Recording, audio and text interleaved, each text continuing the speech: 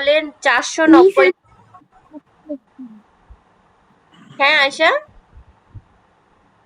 আমি পুরোটা পাঠিয়েছি। আচ্ছা আমি চেক করে নিব। দেখো 10 নম্বর ম্যাপটায় বলেছে শিমুল অপেক্ষা শ্যামলের 490 টাকা বেশি আছে, সৈকত অপেক্ষা শিমুলের 502 টাকা কম আছে, সৈকতের কাছে 980 টাকা আছে, সৈকতের কাছে 980 টাকা আছে, শিমুল ও শ্যামলের কাছে কত টাকা আছে, তিনজনের একত্রে মোট কত টাকা আছে। তাহলে এখন আমাকে বলো তো, আমার কাছে কি বলেছে, সৈকত অপেক্ষা। আমাদের যখন এরকম কোনো অঙ্ক আসবে আমরা আগে দেখব যে কারটা দেওয়া আছে, ঠিক আছে, কার সংখ্যাটা, টাকার সংখ্যাটা দেওয়া আছে। আমাকে সাহেব বলো তো এখানে কার টাকার সংখ্যাটা দেওয়া আছে।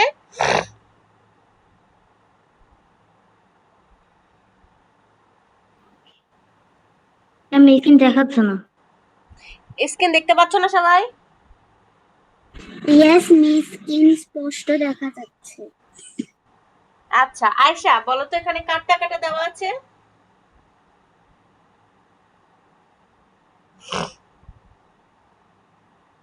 আয়শা, ইয়েস মিস, এখানে 3 টাকা আছে। কার টাকার সংখ্যাটা দেওয়া আছে। 490 টাকা, 502 টাকা। হ্যাঁ বলো।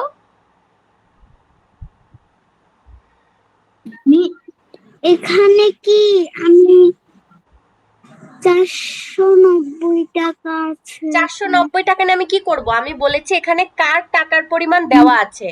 এখানে বলেছে শিমুল মিস, অপেক্ষা, সবাই মাইক্রোফোন মিউট করো, আবার বলছি, শিমুল অপেক্ষা শ্যামলের 490 টাকা বেশি আছে, সৈকত অপেক্ষা শিমুলের 502 টাকা কম আছে, সৈকতের কাছে 980 টাকা আছে। এখন বলো কার টাকা দেওয়া আছে।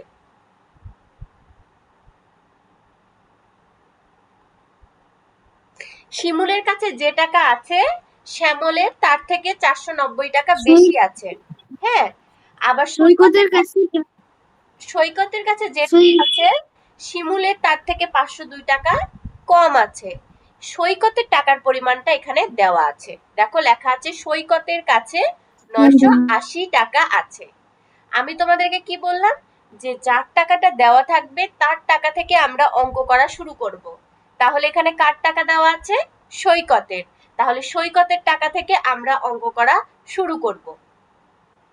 বুঝতে পারলে সবাই?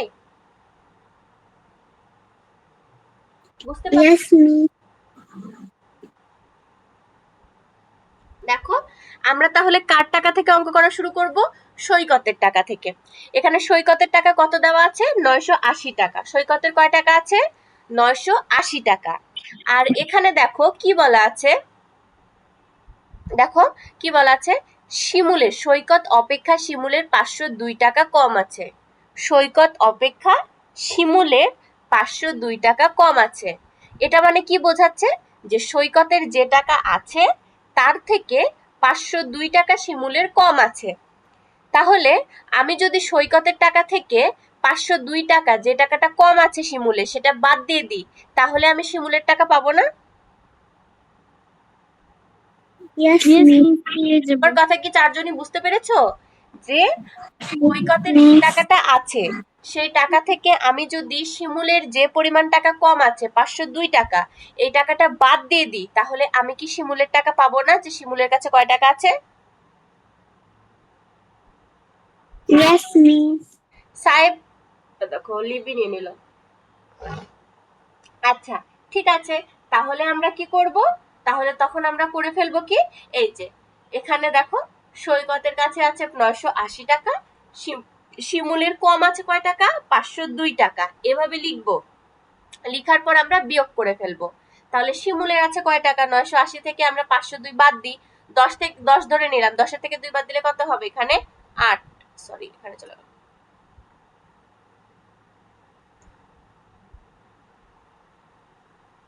এখানে হবে 8, 10 ধরলাম, 10-এর 1 যদি এখানে আসে তাহলে 8 থেকে 1 বাদ দিলে থাকবে হচ্ছে 7।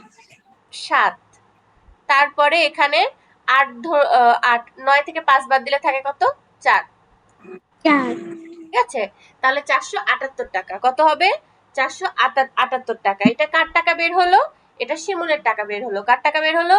শিমুলের টাকা বের হলো। এবার শিমুলের আছে কত টাকা পেলাম আমরা? 478 টাকা, তাই তো? 478 টাকা।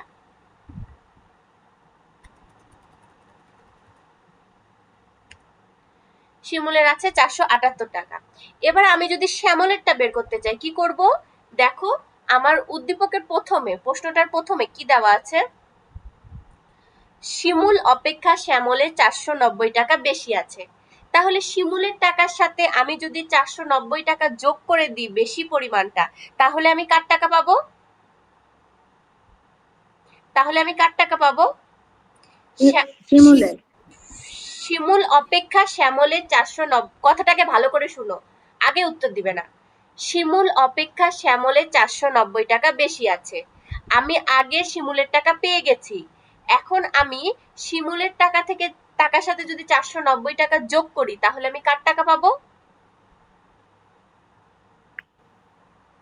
কার টাকা পাবো? ম্যাম শ্যামলের। শ্যামলের টাকা। আয়শা চুপ কেন? কথা বলো, না বললে তো আমি বুঝবো যে বুঝোনি। আরহাম, আয়শা কথা বলবে। তাহলে শিমুল অপেক্ষা শ্যামলের 490 টাকা বেশি আছে। এখন আমি শিমুলের টাকা জানি, সেহেতু এখন শিমুলের টাকার সাথে যদি 490 টাকা যোগ করে দিই, তাহলে আমি শ্যামলের টাকা পেয়ে যাব। তাহলে এখন আমি কি করব এখানে? এই যে বেশি টাকা যেটা আছে 490 টাকা,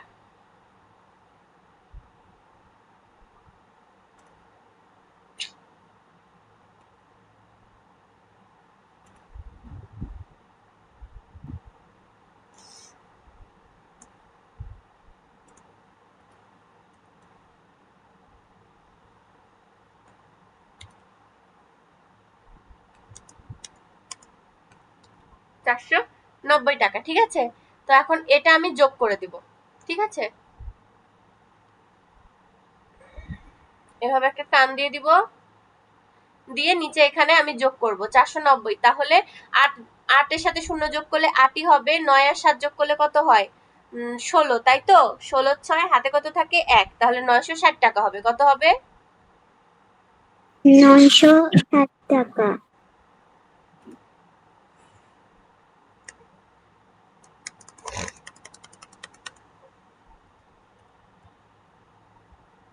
এটা কার টাকা বের হলো?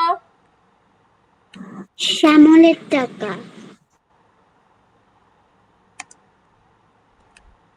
এখানে আমি বুঝার জন্য শুধু তালবস্যা লিখে রাখলাম, ঠিক আছে?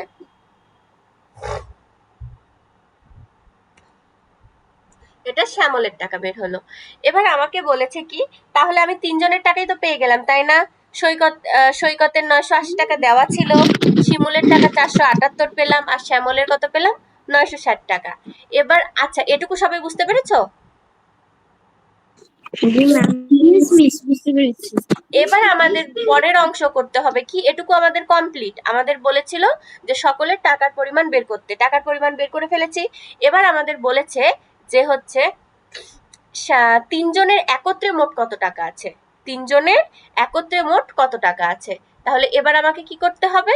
আমার তিনজনের টাকার পরিমাণই লিখতে হবে। সৈকতের কাছে আছে কত টাকা সেটা লিখে ফেলবো। তারপরে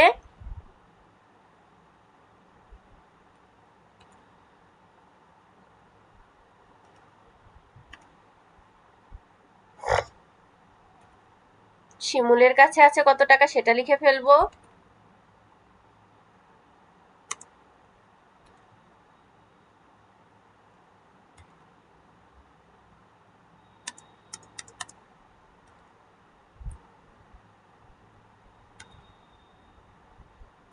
ওকে, তারপরে শ্যামলের কাছে যেটা আছে সেটা লিখে ফেলবো, ঠিক আছে?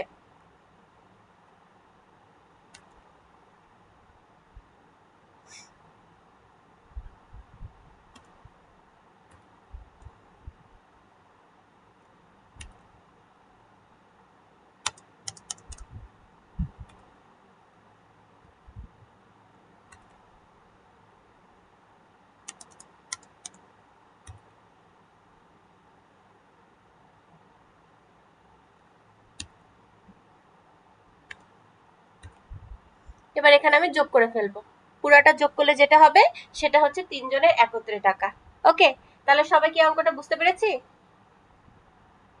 সবাই অঙ্কটা বুঝতে পেরেছি কিভাবে করতে হবে? কে বুঝতে পারেনি একটু বলি তো। Yes. কে বুঝতে পারেনি একটু বলি।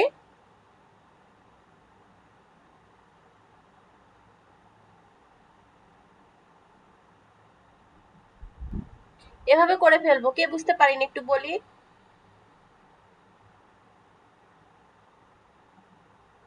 চারজনে বুঝতে পেরেছি? Miss, is right. চারজনই বুঝতে পেরেছি? Yes, miss. ওকে, তাহলে আমি আগায় যাই। Miss, আমি একটু বুঝতে পারিনি, একটু সমস্যা হয়েছে। কোথায় আরহাম বুঝতে পারোনি বাবা? Yes.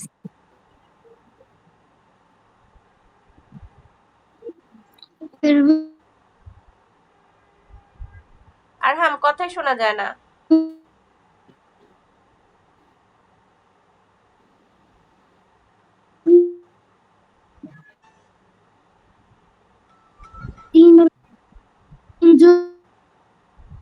হাম,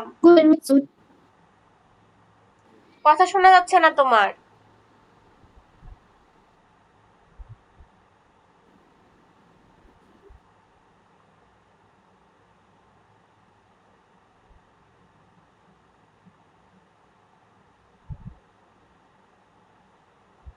আরহাম, আচ্ছা বাকিরা বুঝতে পেরেছো? Yes, miss.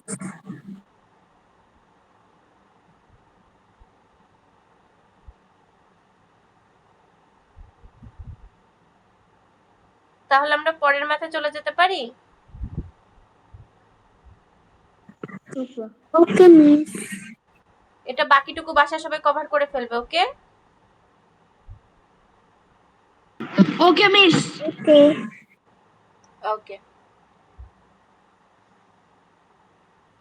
এবার দেখো পরের ম্যাথে কি বলেছে। জাহিদ সাহেব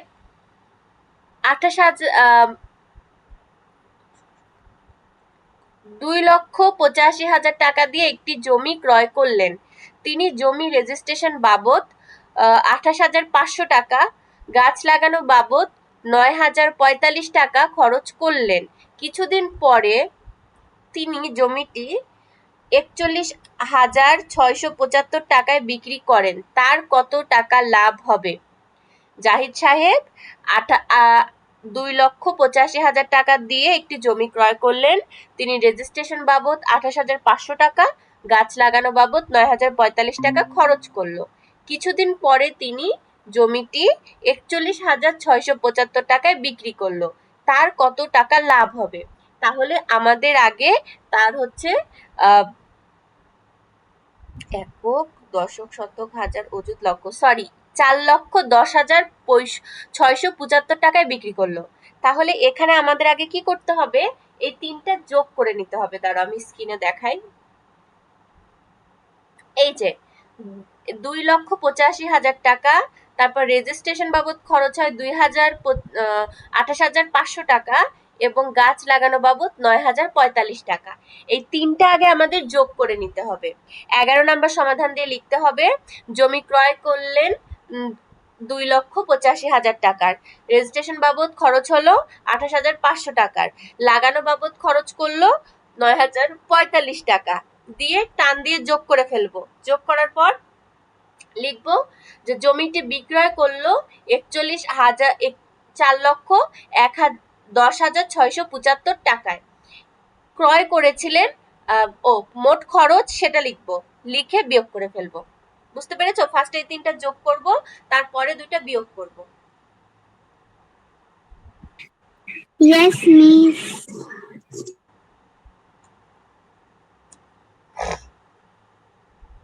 কত আছে? 2,85,000। 2,85,000।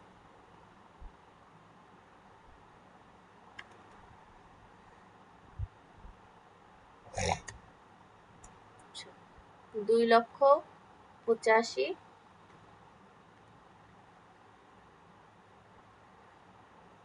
এই 2,85,000, তার সাথে হচ্ছে রেজিস্ট্রেশন বাবদ খরচ করেছে 28,500 টাকা।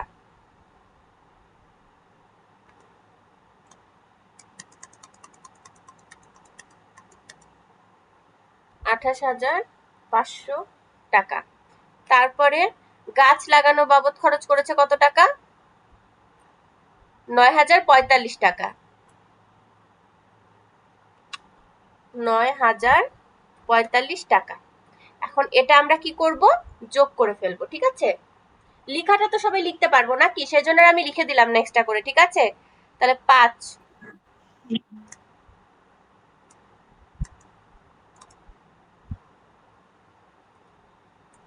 মানে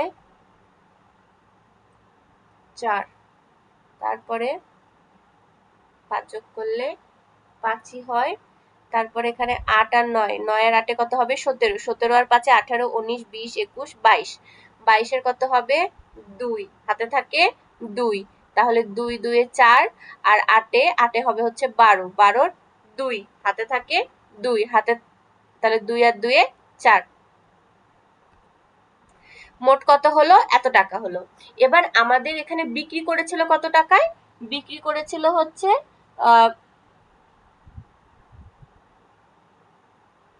4,10,675 টাকা। তাও তো আমাদের লস হওয়ার কথা, তাই না? আমার কি যোগটা ঠিক আছে? মিস এখানে 4-এর জায়গায় 3 হবে। দাঁড়াও আমি দেখছি। আমার যোগে না? Yes miss.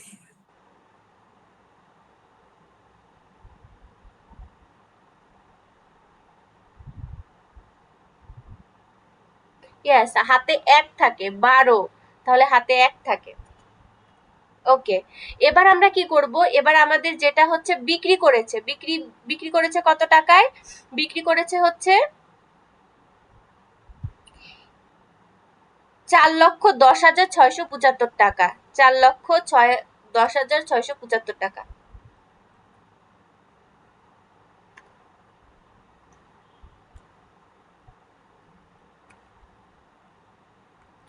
এখানে লিখে লিখে দেখানো এত ঝামেলার, না লিখে দেখালে তোমরা বুঝতে পারবে না, এই জন্য লিখে দেখাতে হচ্ছে।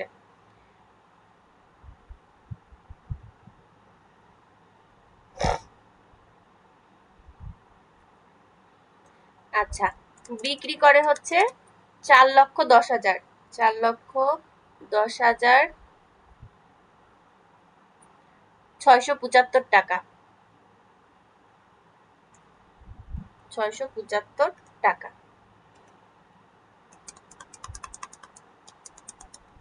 আর এটা হচ্ছে আমাদের খরচ। খরচ কত?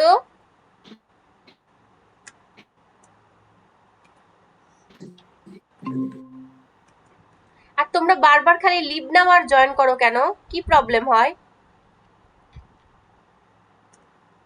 এবার এটা আমরা বিয়োগ করে ফেলবো, ঠিক আছে?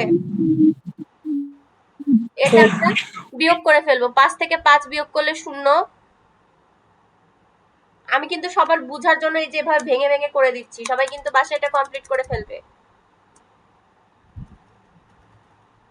0, তারপর 4 থেকে 7 বাদ দিলে হবে হচ্ছে 3, তারপরে 6 থেকে 5 বাদ দিলে 1, তারপরে 10 থেকে 2 বাদ দিলে এখানে হবে হচ্ছে 8, 10 ধরলাম, 1 এসে যোগ হবে, তাহলে হয়ে যাবে 3, 11 থেকে 3 বাদ দিলে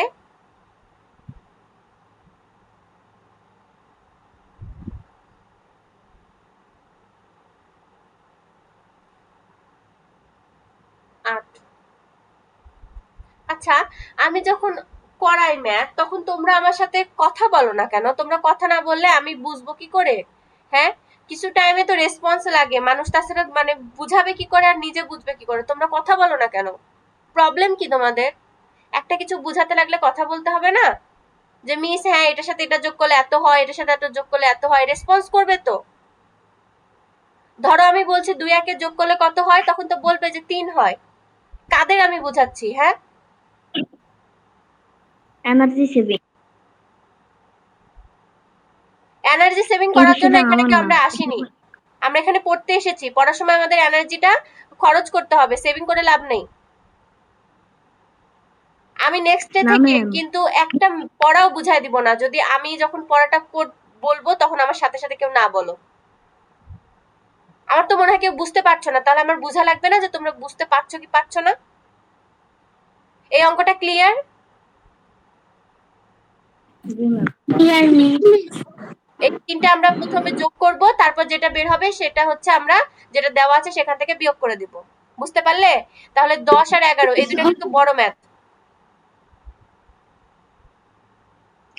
এবার 12 নম্বরে একটা ম্যাথ আছে যে 10 বছর আগে বাবা ছেলের বয়সের যোগফল ছিল 76 বছর, বাবার বর্তমান বয়স 66 বছর, 7 বছর পরে ছেলের বয়স কত হবে?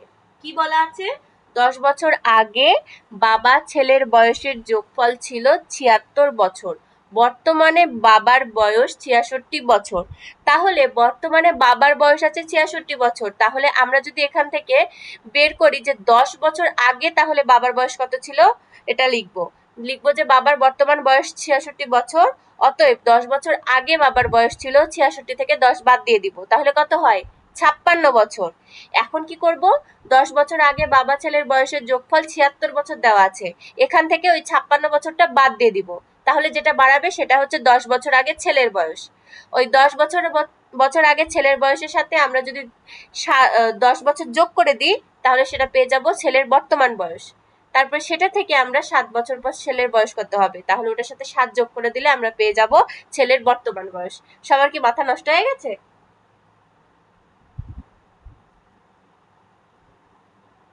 সবাই কি শুনতে পেয়েছো আমার কথা? Yes miss. মাথা কি উল্টাপাল্টা হয়ে গেছে? এই 10 নাম্বার শোনো, 10 আর 11টা সবাই বাসায় করবে। হ্যাঁ, বাসায় করে ফেলবে কমপ্লিট। আর 12 নাম্বারটা সবাই মাথা খাটায় বের করার চেষ্টা করবে, নো গাইড, নো কোনো এআই, ঠিক আছে? প্র্যাকটিস করবে বাসায়। এটা আমি পরের ক্লাসে সলভ করে দিব, আমি সমাধানের ছবি পাঠিয়ে দিব নি। আর হচ্ছে এটা আমি তোমাদের কাছ থেকে নিব, যেটা কিভাবে বের করবে তোমরা। এখন করতে পারবে বলো, কেউ পারবে ইনস্ট্যান্ট এখন করতে 12 নাম্বার ম্যাথটা? কে পারবে বলো? আমি তো বুঝিয়ে দিয়েছি। হ্যাঁ অর্ণব। মিস, আচ্ছা আমার মিস আমাকে 12 নাম্বারটা আরেকটু বুঝিয়ে দেন, আরেকটু ভালো। আচ্ছা, আমি তো বুঝিয়ে দিতে চাইলাম না, আমি চাইলাম যে তোমরা মাথা খাটাই করো, না পারলে আমি বুঝাই দিব। আচ্ছা দাও, তাও পারবো আরেকবার বলে দিচ্ছি, আরেকবার বলে পারবো ম্যাম। আরেকবার বলে দিচ্ছি। 10 বছর আগে বাবা এবং ছেলের বয়সের যোগফল ছিল 76 বছর, ঠিক আছে অর্ণব? আমাকে দেওয়া আছে বর্তমানে বাবার বয়স 66 বছর, তাহলে বর্তমানে বাবার বয়স যদি 66 বছর হয়, আমার তো এখানে 10 বছর আগে বাবা এবং ছেলের বয়সের যোগফল দেওয়া আছে, তাই না অর্ণব? তাহলে 10 বছর আগে এখানে বাবার বয়সও কত সেটাও আছে, ছেলের বয়সও ইয়েস মিস। সেটাও আছে, দুইটা এখানে যোগফল, তাই না? এই যে দেখো এতটুকু, এই যে এতটুকু ইয়েস আমার, মিস।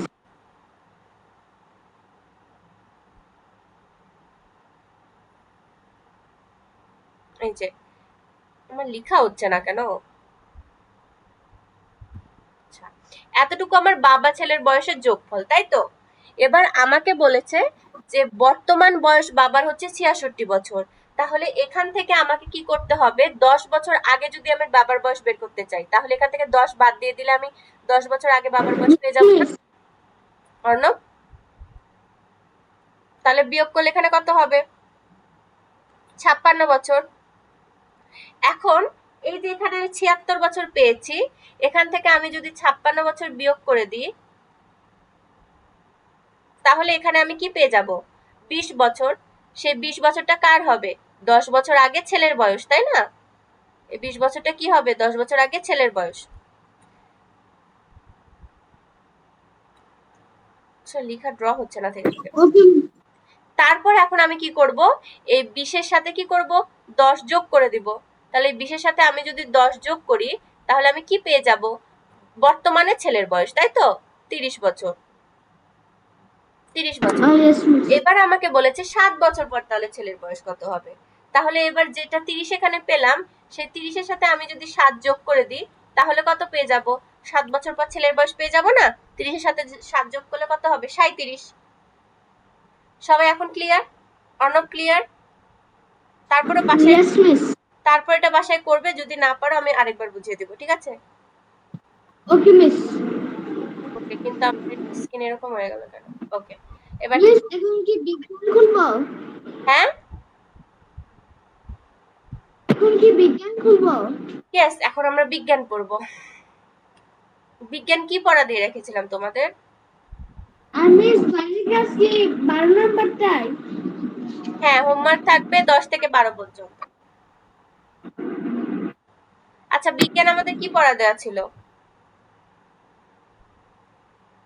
ম্যাম জানি না ম্যাম, এক সপ্তাহ আগে করলাম ক্লাস।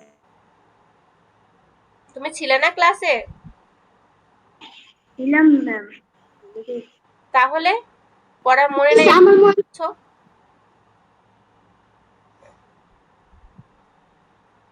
মিস আমার মনে চার্জ চলে গেছিল। আয়েশা ছিলে না? ইয়েস মিস আপনি প্রশ্ন দিয়েছিলেন। কোন প্রশ্ন দিয়েছিলাম? প্রাথমিক কাকে বলে, প্রাথমিক চিকিৎসার সাধারণ নিয়মগুলো লিখো। প্রাথমিক চিকিৎসা কাকে বলে, প্রাথমিক চিকিৎসার সাধারণ নিয়মগুলো লিখো। এই কোয়েশ্চেনটা সবাই এখনই দ্রুত লিখে ফেলো। প্রাথমিক চিকিৎসা কাকে বলে, প্রাথমিক চিকিৎসার নিয়মগুলো লিখো। ওকে মিস লিখতেছি। আহত ব্যক্তিকে ভরসা দিয়ে তুমি সুস্থ হয়ে যাবে এটা বলে শান্ত রাখতে হবে। তাহলে আমাদের কোয়েশ্চেন আসতে পারে যে প্রাথমিক চিকিৎসা কি এবং প্রাথমিক চিকিৎসার সাধারণ নিয়মগুলো লিখো। তখন আমাদের ওই ওপরের ওইটুকু লিখতে হবে, প্রাথমিক চিকিৎসা কি এবং সাধারণ নিয়ম 4টা লিখে ফেলতে হবে, ঠিক আছে?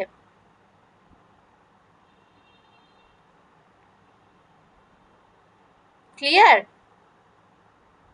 জি ম্যাম।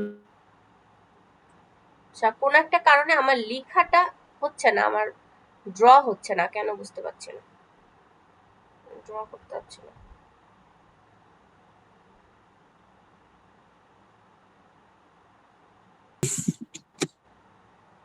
তাহলে আজকে আমাদের আছে শূন্যস্থান পূরণ। তাহলে দুর্ঘটনা মুক্ত থাকতে ড্যাশ জরুরি, কি জরুরি?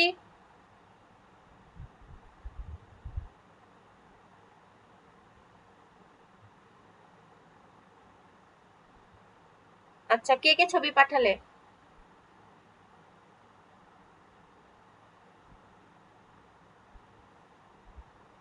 আরহাম পাঠিয়েছো ছবি?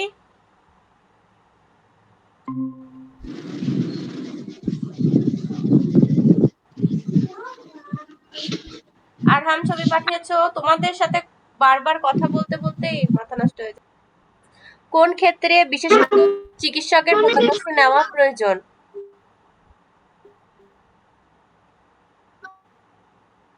যদি বুকে ব্যথার সাথে ঘাম হয়, ফানুস দিয়ে অসাবধানে খেললে কোন ধরনের দুর্ঘটনা হওয়ার সম্ভাবনা থাকে? আগুনজনিত, ঠিক আছে? তাহলে শূন্যস্থান পূরণ আমরা কি পড়লাম? দুর্ঘটনা মুক্ত থাকতে সতর্কতা জরুরি, ড্যাশ না জানলে পানিতে নামবো না, সাঁতার না জানলে পানিতে নামবো না, ড্যাশ নিয়ে খেলা বিপজ্জনক, আগুন নিয়ে খেলা বিপজ্জনক, দুর্ঘটনা কবলিত ব্যক্তিকে ড্যাশ রাখতে হবে, স্থির রাখতে হবে, প্রাথমিক চিকিৎসা ড্যাশ সম্ভাবনা কমায়, মৃত্যুর সম্ভাবনা কমায়। কোনটি দুর্ঘটনাজনিত ক্ষতি নয়? বদহজম। আর কোন ক্ষেত্রে বিশেষজ্ঞ চিকিৎসকের পরামর্শ নেওয়া প্রয়োজন? বুকে ব্যথার সাথে ঘাম হয় যদি। ফানুস দিয়ে অসাবধানতা খেললে কোন ধরনের দুর্ঘটনা হতে পারে? আগুনজনিত। এবার বলেছে সংক্ষিপ্ত প্রশ্নের উত্তর দাও, কয়েকটি দুর্ঘটনার নাম লিখো। কয়েকটি দুর্ঘটনার নাম বলো তো সবাই।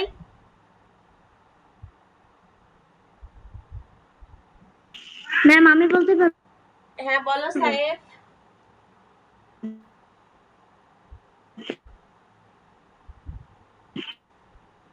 সাহেব বলো। বুকে ব্যথা, তারপর হচ্ছে গাছ থেকে পড়ে যাওয়া। কি শুনতে পারিনি, আবার বলো সাহেব। ম্যাম ফাটা আর গাড়ি রক্তপাত, অহানি, আর আমার সেই এই বুকে ব্যথা, অর্ণব, এই অর্ণব তুমি কি বলো? বুকে ব্যথা। এই এই অর্ণব চুপ। আচ্ছা, ক্লাসের রুলস হচ্ছে একজন যখন পড়া বলতে চাবে তাকে বলতে দিতে হবে, ওকে? কেউ সাহেব বলল যে সে 1 নাম্বার প্রশ্নের উত্তর বলবে, আমি ওকে বলতে দিয়েছি, এর মধ্যে আরেকজন কেন কথা বলছো? ও বলে নিক, ও যদি না পারে তখন আরেকজন বলে দিবে, ঠিক আছে? আর অর্ণব তুমি কি বলছো?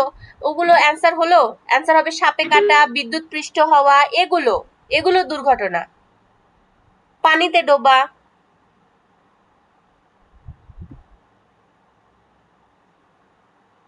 তো জ্বালা আমার আল্লাহ, মরে যাও।